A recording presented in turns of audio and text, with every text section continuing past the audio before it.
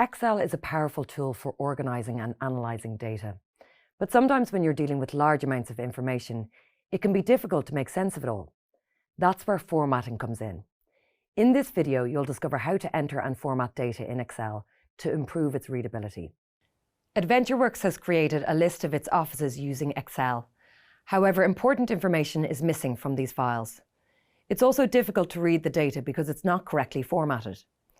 Let's help AdventureWorks to add and format its data. The green cursor box is in the top left-hand corner of the worksheet. You can move the cursor by pointing and selecting on a cell. The cell location indicator shows you where you are on the sheet. You can also use the arrow keys on the keyboard to move the cursor. As you type, the entry appears in the cell and on the formula bar. You can use the backspace key to delete any typing errors. The office location is missing from cell C21. Select on C21, type Delaware, and then press Enter to confirm your entry. The entry appears in the cell and formula bar. The data lines up to the left of the cell to indicate that it's text. Type the number 130422 and confirm it in cell E21. The entry sits to the right of the cell. In Excel, text aligns to the left of the cell and numbers to the right. Excel treats an entry that contains both letters and numbers as text. You can also manually set the alignment with the alignment buttons on the home ribbon. Excel also offers an AutoComplete feature as a shortcut for entering data. For example, column D already contains several instances of the word partner. So if you type the letter P in cell D21, then Excel suggests the word partner as a possibility. Press Enter to accept the suggestion. You can also ignore it by continuing to type an alternative word. Next, New Jersey needs to be added. Type the word new in C16. This prompts an incorrect suggestion, so you must type New Jersey in full. Now, if you type new in C17, Excel waits to see what letter is typed next before suggesting a word, because there is more than one entry beginning with new. In the browser version of Excel, you'll be presented with a drop-down list of multiple suggestions from which you could select New Jersey. Column C contains state names. This results in a floating dialog called Convert to Geography to appear. Select in the dialog to instruct Excel to recognize text entries as geographic locations. You can select on the card symbol to the left of the entry to interact with Bing to generate information about the location. Keep in mind that if you print your worksheets, the card symbols beside the entries will appear on the print. Like other Microsoft 365 apps, Excel has an undo feature. In the desktop version, this feature is located on the title bar. In the browser version, it is located to the left of the home ribbon. Select the undo feature to reverse recent actions. In this case, you'll remove the geographic locations tag and return the entries to normal text. The next action is to type New York in full in C18. AutoComplete has no suggestions as New York hasn't appeared in the column before.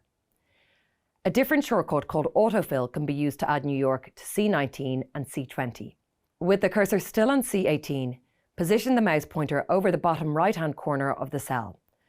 The pointer changes to a narrow black cross. Now hold down the mouse button and drag it down. This action autofills the entry into the cells underneath.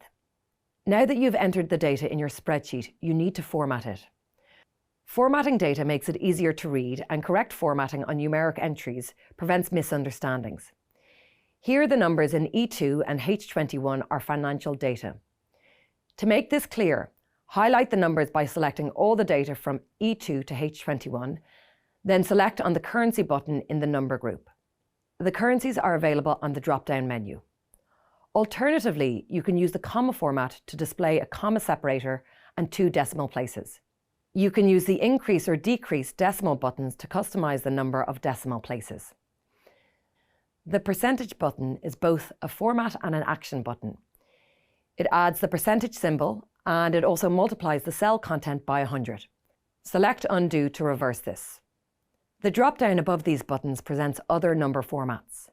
These formats include dates, as dates are treated as numbers in Excel. Your next task is to format the column titles so that they stand out. Type the heading State Code in B1. The text overflows into the adjacent empty cell. Once you add state in C1, 2 characters of the B1 heading are masked. However, the formula bar confirms that the whole heading is still there. The column's title is partially hidden. You need to make the full title visible. From the Home ribbon, choose Wrap Text to stack the words in the cell. You can also format a heading to stand out using font options. In this example, the size of the heading has been increased to Calibri 12 and a blue background colour has been applied. You can also centre the heading using the alignment section of the ribbon. Another Excel shortcut is the Format Painter, which is found on the left of the Home ribbon. This shortcut copies format settings from one cell to another.